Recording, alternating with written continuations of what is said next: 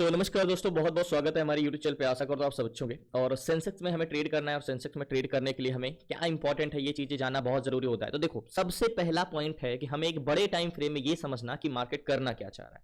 Market काफी ज्यादा gap down खुला। टोटल 77,427 से डायरेक्ट मार्केट खुला कहाँ पे 76,000, यानी 1,000 पॉइंट मार्केट नीचे गैप डाउन खुला। उसके बाद सबसे पहले हम वन डे टाइम फ्रेम में लगाएंगे। तो देखो, वन डे टाइम फ्रेम में लगाने से हमें यह पता चल जाएगा कि मार्केट कोई बॉटम पे तो नहीं है, सपोर्ट पे। तो सबसे पहले 1 वीक के टाइम फ्रेम में लगाओगे तो मार्केट एग्जैक्टली क्या कर रहा है। देखो, सबसे पहले मार्केट का सेंटिमेंट जो होगा हमें ये वाला समझना होगा। मार्केट की एज अ बॉटम, और ये बॉटम है हमारा। ध्यान से समझिएगा, एग्जैक्टली ये बॉटम, ठीक है। अब ये मार्केट एक चैनल है, ये चैनल है। मार्केट यहां से सपोर्ट लिया, यहां पे आया, यहां से सपोर्ट लिया, यहां पे आया। अब इसके बाद हम वन डे टाइम फ्रेम में लगाएंगे। One day time frame market क्या किया था, ये चैनल है, ध्यान समझिए, ये हमारा क्या है, चैनल है। अब मार्केट इसको ब्रेक करके आज गैप डाउन नीचे खुला है। अब याद होगा, चैनल से नीचे खुल के अगर वापस चैनल में चला जाए तो एक अच्छी बाइंग आएगी। हो सकता है चैनल को टेस्ट करके मार्केट नीचे गिर जाए। अगर यहां से ब्रेकआउट हुआ ऊपर की ओर तब तो अच्छा मूवमेंट आएगा, बट अगर नीचे ब्रेक कर गया तो मार्केट फॉल कर जाएगा। तो 5 मिनट टाइम फ्रेम में लगाओगे तो एग्जैक्टली मार्केट जो है इसी चैनल को सपोर्ट ले रहा है, इसी चैनल को सपोर्ट ले रहा है मार्केट। और मार्केट इसको टेस्ट करके मार्केट नीचे से ऊपर गया। अब यहां से मार्केट क्यों गिरा, आपको पता होना चाहिए क्यों गिरा यहां से, क्योंकि ये वाला लाइन है, ये वाला चैनल, सॉरी जस्ट 1 मिनट, ये वाला लाइन का एक बार 1 वीक के टाइम फ्रेम में फिर से लगाएंगे और हम इसको फिर से इरेज करके और फिर से देखते हैं। एग्जैक्टली अगर हम फिर से ड्रॉ करें तो ये बॉटम और एग्जैक्टली ये बॉटम, ठीक है, ये बॉटम है। ओके, अब मार्केट यहीं से गैप अप या गैप डाउन हुआ है। जस्ट 1 मिनट, एग्जैक्टली ये बॉटम, ठीक है।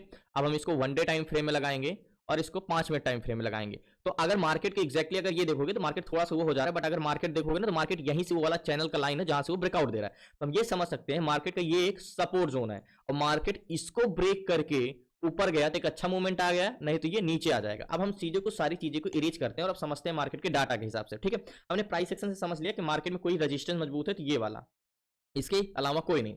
अब मार्केट को समझने के लिए सबसे पहले हमें सेलर और बायर का सेंटीमेंट समझना होगा। सेंसेक्स है, सेलर क्या चाह रहे हैं एंड बायर क्या चाह रहे हैं, ठीक है। तो सेलर क्या चाह रहे हैं, बायर क्या चाह रहे हैं। तो सेलर का सेंटीमेंट पहले देखेंगे। सेलर दो टाइप के होते हैं हमारे, call seller and put seller. Call seller market को ऊपर जाने से रोकते हैं, पुट सेलर मार्केट को नीचे जाने से रोकते हैं, यानी C and P and R, CPR. तो CPR, sorry PCR, CPR volume को हम देखेंगे, PCR, P and C and R. Put seller market को जो नीचे जाने से रोकते हैं, एंड कॉल सेलर जो मार्केट को ऊपर जाने से रोकते हैं।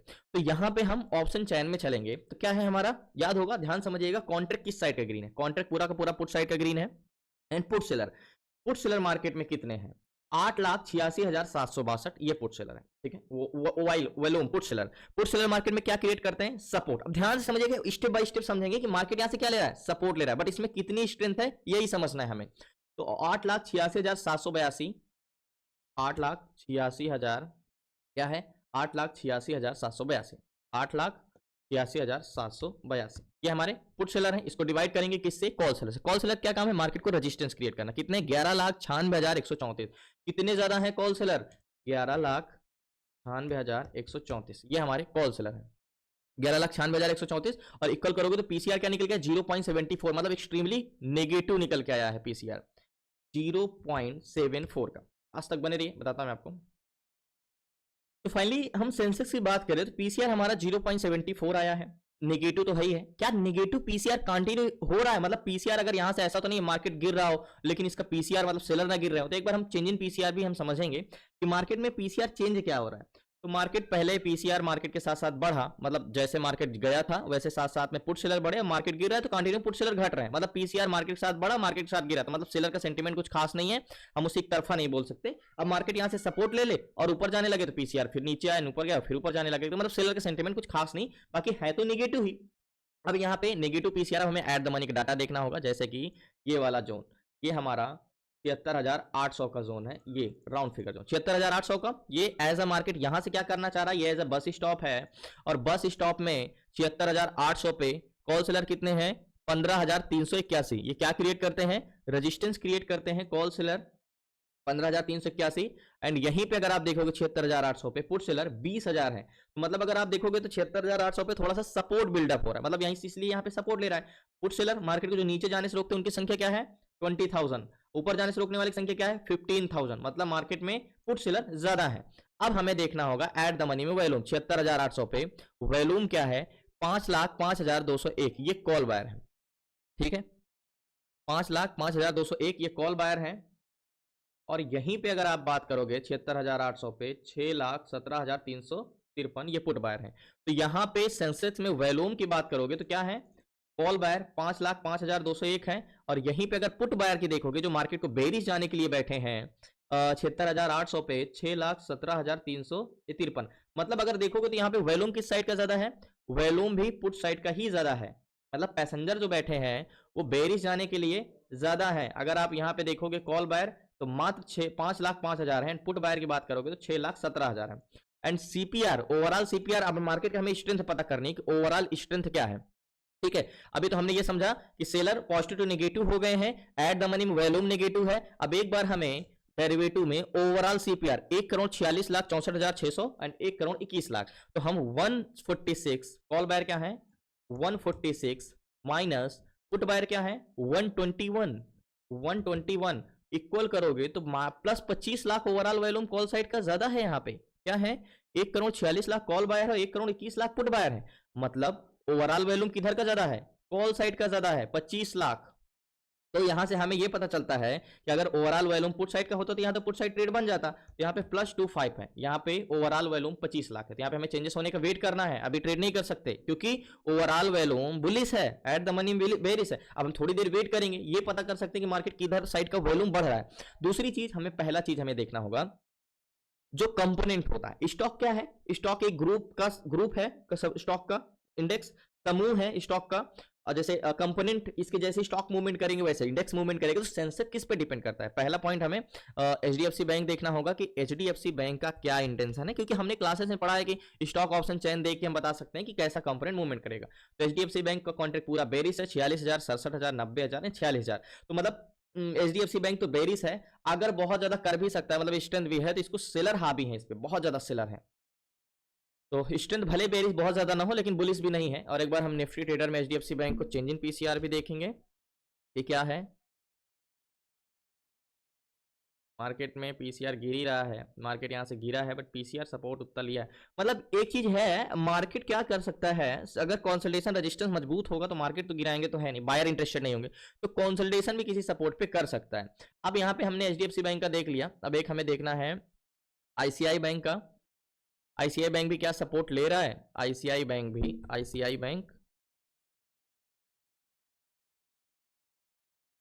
कॉन्ट्रैक्ट बेरिश 21,000, 24,000, 31,000, 22,000, आईसीआई बैंक भी बेरिश ही है। एक बार आईसीआई बैंक का चेंज इन पीसीआर देख लेते हैं कि क्या इंटेंशन आईसीआई बैंक का, फुल बेरिश है। और एक बार रिलायंस का हम देख लेते हैं, रिलायंस क्या करना चाह रहा है, रिलायंस का कॉन्ट्रैक्ट बेरिश है 35,000, 64,000, 132 एंड 89, तो रिलायंस क्या है, रिलायंस बेरिश तो है लेकिन इसकी स्ट्रेंथ बुलिश है, मतलब सपोर्ट और सेलर भी हावी है, सेलर भी बहुत ज्यादा है, तो रिलायंस थोड़ा कंसोलिडेशन करा सकता है, मतलब थोड़ा सा बॉटम से मार्केट जब भी कहीं बॉटम पाएगा तो वहां से रिवर्सल करने की कोशिश करेगा। तो रिलायंस का एक बार हम चेंज इन पीसीआर देख लेंगे तो हमें कंफर्म हो जाएगा कि मार्केट क्या है। तो रिलायंस फुल बेरिश है, मार्केट ऊपर जा रहा है लेकिन इसका पीसीआर नीचे, तो दोनों में गैप है, तो मतलब मार्केट ऊपर जाके कहीं से भी रेजिस्टेंस टेस्ट करके गिर सकता है, मतलब कहीं से भी रेजिस्टेंस पाके मार्केट गिर सकता है। ये चीजें तो हमने देख लिया कि कहीं से भी रेजिस्टेंस पाके मार्केट गिर सकता है। एंड मार्केट कंसोलिडेशन करा है। एक बार हमने जब से मार्केट को एनालिसिस किया है, मेन चीज देखो, मैं ट्रेड के पीछे नहीं जा रहा हूं, क्यों, क्योंकि ओवरऑल सीपीआर यहाँ पे क्या है 25 लाख कॉल साइड का वॉल्यूम मिला है, यहाँ पे ओवरऑल वॉल्यूम, यानी मार्केट में तो स्ट्रेंथ ही नहीं है बेरिश का, तो बेरिश की स्ट्रेंथ नहीं है, बाकी सेलर तो पूरा मार्केट को दबा के रखे हैं, होल मार्केट का सेंटिमेंट भी बेरिश है, लेकिन मार्केट इतना ज्यादा गैप डाउन होने की वजह से मार्केट की स्ट्रेंथ नहीं बची है, तो स्ट्रेंथ नहीं है। तो एक बार हम फिर से सीपीआर निकालेंगे, तो कैलकुलेटर को रिफ्रेश करते हैं एंड फिर से सीपीआर देखेंगे, ओवरऑल वॉल्यूम 1,55,00,000 एंड 1,30,00,000, तो कॉल बायर क्या है 155 माइनस 130 को इक्वल करेंगे तो 25, और पहले भी क्या थे 25 ही थे, मतलब वॉल्यूम किसी भी तरह का चेंजेस नहीं आए हैं, मतलब मार्केट में स्ट्रेंथ नहीं है, बेरिश तो सेंटिमेंट है लेकिन स्ट्रेंथ नहीं रहेगी तो फिर हम कैसे कर सकते हैं। तो थोड़ी देर इंतजार करते हैं, थोड़ा वॉल्यूम का चेंजेस का वेट करते हैं, एंड आपसे रिक्वेस्ट है नया चैनल को सब्सक्राइब कर लीजिएगा। अब यहाँ पे आपको देखो, मैं ज्यादा कुछ बढ़ा चढ़ा के नहीं बता रहा हूँ, बट अगर आप एक एक चीजों को ध्यान से समझ रहे हो, क्या आपको मार्केट का सेंटिमेंट नहीं समझ में आ रहा है, क्या जो मैं बताने की कोशिश कर रहा हूं कि ट्रेड क्यों नहीं किया, PCR negative, positive to negative हुआ है, एक्सट्रीमली नेगेटिव नहीं है, HDFC bank negative, ICICI bank negative और एचडीएफसी बैंक नेगेटिव, ठीक है, लेकिन वैल्यूम भी है तो सपोर्ट से बाउंस कर सकता है। लेकिन हम बेरिश ट्रेड ले सकते कब, जब ओवरऑल वैल्यूम यानी यहाँ पे पुट बायर ऐड हो। तो जब तक ऐड नहीं होंगे तो हम ट्रेड नहीं कर सकते, तो यहाँ पे वेट करते हैं सिवाय इंतजार के और कुछ नहीं, एंड लास्ट तक बने रहिए, थोड़ी देर इंतजार। देखो सेंसेक्स में मैं एज अ रिस्क लूंगा ट्रेड के लिए, क्योंकि मुझे उतना सही तो नहीं लग रहा है, बट एक बेरिश ट्रेड बन सकता है यहाँ पे। थोड़ा सा वैल्यूम अगर ऐड होता है तो एक बार हम फिर से रिफ्रेश करते हैं सेंसेक्स को, क्योंकि बेरिश है, ज़्यादा से ज़्यादा मार्केट कॉन्सोलिडेशन करेगा या बेरिश जाएगा। तो 156 एंड 131, 25 का 25 लाख वैल्यूम ही अभी भी है। मैं यहाँ पे पुट साइड का ट्रेड लेता हूँ, और टारगेट पॉइंट क्या 653 769, 100 पॉइंट का टारगेट रखते हैं यहाँ पे। लास्ट तक बने रही, मैं एक पुट साइड का ट्रेड लेता हूँ, रिस्क ज़्यादा नहीं रहेगा, ओनली ऑन ये वाला हम रिस्क रखेंगे बस, ये वाला। और मुझे पता है कि ट्रेड लेने का सही टाइम अभी नहीं है, ट्रेड लेने का सही टाइम तब है जब हम थोड़ी देर इंतजार करें और हमें ये देखें कि क्या वैल्यूम पुट साइड का यहाँ पे ऐड हो रहे हैं। अभी तो नहीं हो रहे हैं, लेकिन मैं यहाँ पे एक पुट साइड का ट्रेड बनाऊंगा, थोड़ी मतलब एग्जैक्टली इसको सही ट्रेड बोलेंगे नहीं जो मैं ट्रेड लेने जा रहा हूँ, एज अ रिस्क है, इस पे बहुत ज्यादा रिस्क है, 90% रिस्क है, क्योंकि वैल्यूम ऐड ही नहीं होंगे तो मार्केट साइडवे हो जाएगा, साइडवे हो जाएगा तब भी हमें लॉस होगा। तो एक मैं रिस्क लेता हूँ यहाँ पे, पुट साइड का ट्रेड लेता हूँ, प्लीज आपसे रिक्वेस्ट है नेचल को। तो सेंसेक्स में मैंने 3 लॉट मात्र लिया है, 77,100 का पी लिया है, और यहाँ पे 446 की बाइंग है मेरी, एंड अभी 444 चल रहा है, एग्जैक्टली ये है, 3 लॉट बाई किया है। 77,100 का पी है, सेंसेक्स का लिया है ट्रेड मैंने। अब मैंने क्या बोला कि हमारा ट्रेड जो टारगेट पॉइंट होगा, ज़्यादा नहीं, 100 पॉइंट का टारगेट है, ये टारगेट है, और ये हमारा एज अ रिस्क रहेगा। इसके ऊपर जाता है तो मार्केट पोजीशन स्क्वायर ऑफ कर दूंगा मैं, बहुत बड़ा टारगेट नहीं है। और यहाँ पे बस किस चीज की कमी है, वैल्यूम की, वैल्यूम ऐड होगा तो मार्केट क्या होगा, नीचे आना ही है। मार्केट कंसोलिडेशन कर रहा है कि बायर आ जाए तो मार्केट को हम नीचे ले जाएं, तो बहुत ज्यादा कह सकते हो कि यहाँ पे रिस्क लिया है मैंने, और अभी भी वैल्यूम ऐड नहीं हुआ। अगर मैं फिर से रिफ्रेश कर लूँ इस पे, इसलिए मैंने ट्रेड क्वांटिटी नहीं बढ़ाया ज्यादा, मात्र 3 लॉट लिया है। अभी 447 446 चल रहा है, कॉस्ट टू कॉस्ट चल रहे हैं। टारगेट पॉइंट मेरा ये 100 पॉइंट से ऊपर का टारगेट है सेंसेक्स में, जाहिर सी बात है बड़ा प्रीमियम है तो 100 पॉइंट यानी निफ्टी बैंक का 50 पॉइंट के बराबर है, तो बहुत बड़ा टारगेट नहीं रखा, क्योंकि मार्केट के ये सपोर्ट लेवल है। और किस्मत कह सकते हो। एक बार फिर से कॉल बायर को, पुट साइड का कॉन्ट्रैक्ट भी ग्रीन है, एंड 157 एंड 133। एक बार हम सीपीआर फिर से देख लेते हैं कि वैल्यूम किस साइड का ऐड हुआ है। कॉल बायर 156 थे, 157 थे माइनस, एंड पुट बायर कितने 133, 133, तो इक्वल करेंगे तो 24 लाख। तो जाहिर सी बात है 24, पहले सेंसेक्स में जो वैल्यूम था 25 लाख था कॉल साइड का, अभी कितना है 24 लाख, यानी 1 लाख वैल्यूम पुट साइड के ऐड हुए हैं। तो थोड़ा सा पॉजिटिव व्यू तो मिला कि चलो 1 लाख वैल्यूम पुट साइड का ऐड हुए हैं, तो एक पॉजिटिव व्यू है कि 25 से अभी 24 हो गए हैं, तो मतलब 1 लाख वैल्यूम पुट साइड का ऐड हुए हैं, बेरिस वैल्यूम। वेट करते हैं, इंतजार करते हैं, टारगेट पॉइंट ये है, अभी स्टॉप लॉस तो नहीं लगा है, बट इसके ऊपर जाएगा तो पोजीशन अपनी स्क्वायर ऑफ कर दूंगा, तो इंतजार करते हैं। प्लीज आपसे रिक्वेस्ट है चल को।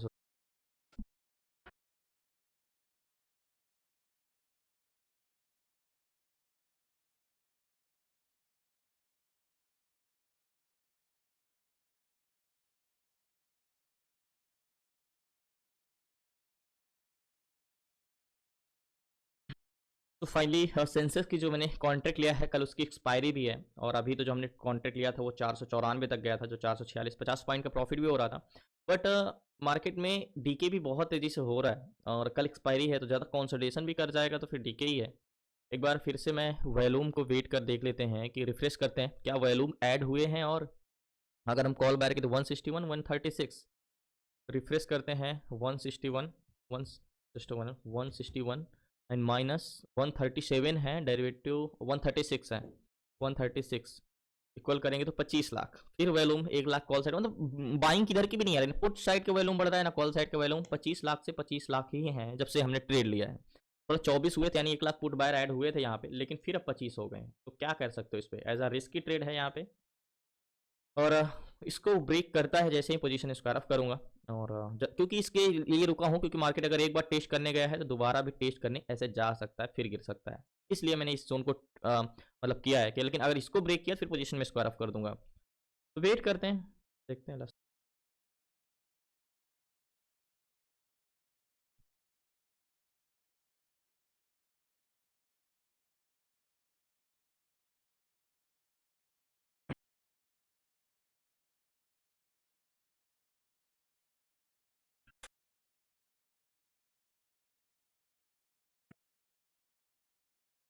तो फाइनली थोड़ा सा ही टारगेट बचा हुआ है और 84 आ गया, मात्र 30 पॉइंट बचा है। और जो मैंने ट्रेड लिया है अभी 488 चल रहा है। एक बार देखो शार्प मूवमेंट जब यहाँ से आया था ना, तो वही प्रीमियम गया था कहाँ पे, एग्जैक्टली 490 तक। और अभी मार्केट इसके नीचे बहुत आ गया है, लेकिन प्रीमियम 488। आप अंदाजा लगा सकते हो कितना तेजी से डीके हो रहा है।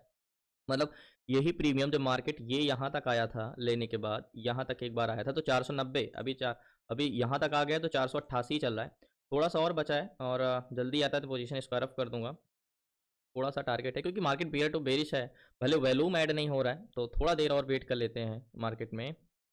रिफ्रेश कर लेते हैं फिर से क्या ऐड हुए हैं कॉल साइड के वैल्यूम 165 एंड 141।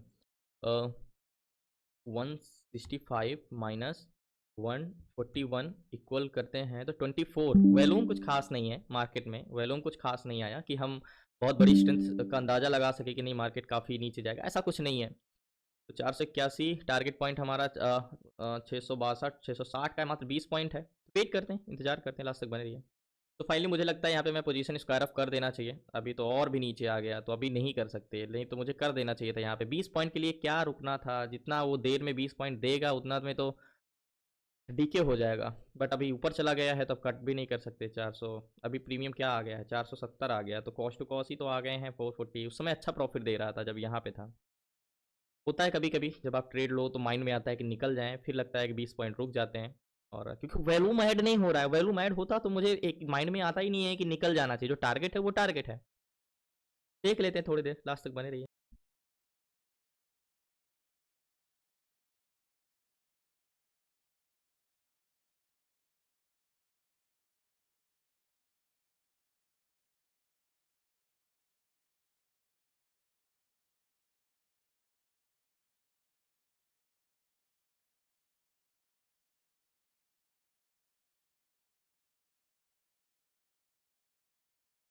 तो फाइनली फिर से टेस्ट करने चला गया है और जो हमारा प्रीमियम था कॉस्ट टू कॉस्ट अभी तो माइनस में आ गया। थोड़ी देर और इंतजार करता हूँ, बट अगर अब इसको क्रॉस करता है तो पोजीशन स्क्वायर ऑफ।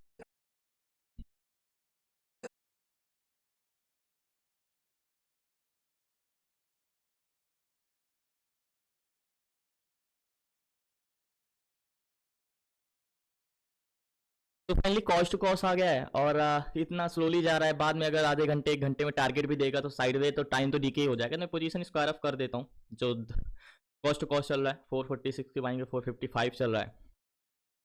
तो यहाँ पे मैं पोजीशन अपनी स्क्वायर ऑफ करता हूँ और वैल्यूम नहीं आ रहा। एक बार मैं वैल्यूम को फिर से काउंट कर लेता हूँ। अगर वैल्यूम ऐड हुए होंगे तो मैं छोड़ दूंगा, बट अगर वैल्यूम ऐड नहीं होंगे तो पोजीशन स्क्वायर ऑफ कर दूंगा। तो एक बार हम कैलकुलेटर को फिर से रिफ्रेश करते हैं और कॉल बाय 172 है, 172 है, माइनस पुट बायर 147